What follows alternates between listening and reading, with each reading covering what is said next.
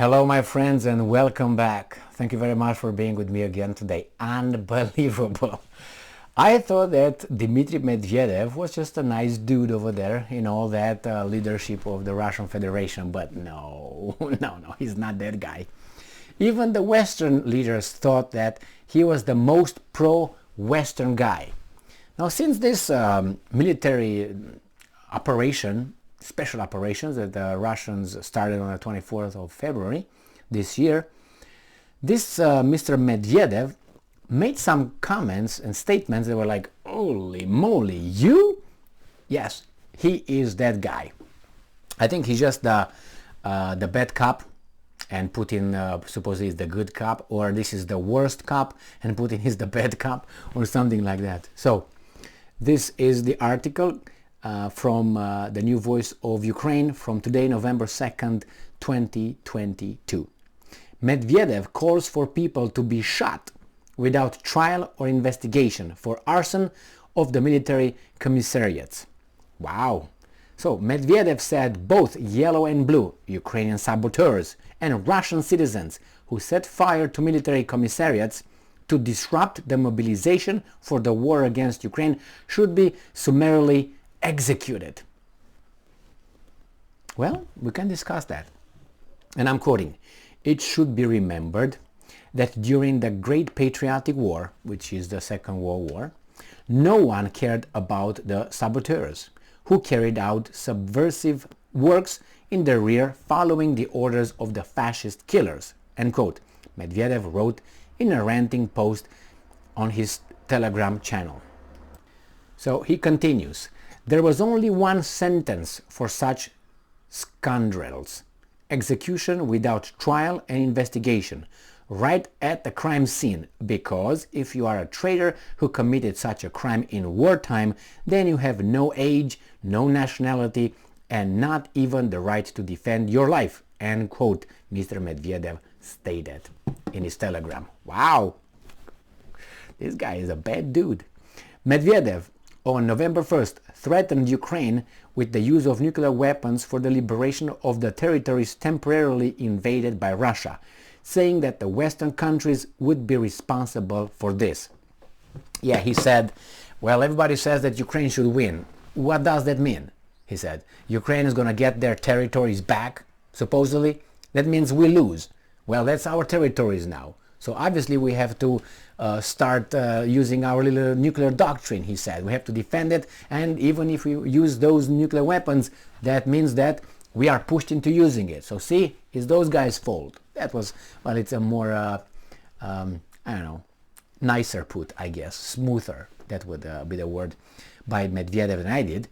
But regarding this thing, the saboteurs, it's true that during the Second World War, the saboteurs and the resistance and all these guys were just shot on the spot. They were not part of anything, no trial and all that. If they want to, it didn't have time, The resources are scarce during the war. You're in a hurry, and that's the way it was. That's why sometimes it makes me wonder how that the Germans were so inefficient, and we know the Germans used to be very, very efficient, right? And they're very calculated bunch of people. So how could they be so wasteful in their resources during a war with all those, internment camps, concentration camps, and then get all those guys, put them on trains, send them thousands of kilometers on the other side of the country or whatever to Poland, get them over there, inspect them, do whatever, and then build them all kind of barracks and all that when you're just gonna take care of them. So it's kind of like very inefficient if you look in the middle of the war. You bring coal over there. Why would you bring coal? Okay, I got that one, but bring coal, food, for what? If you just, you know what I mean? So the same here. In a war, you don't have time. Remember when it was that the last, I would say, counteroffensive of the German Wehrmacht in the Battle of the Bulge, right? Is that in the Ardennes mountains? Then the Germans tried the last push over there. Even Otto what's his name? Otto Sarkozy, I can't remember his name. The guy was the guy who saved, but maybe by the end of this video I remember the guy's name. Scorseni, I think that's the way it is, something like this. Anyway, this guy tried to make, they used American military uniforms. They got caught, killed on the spot.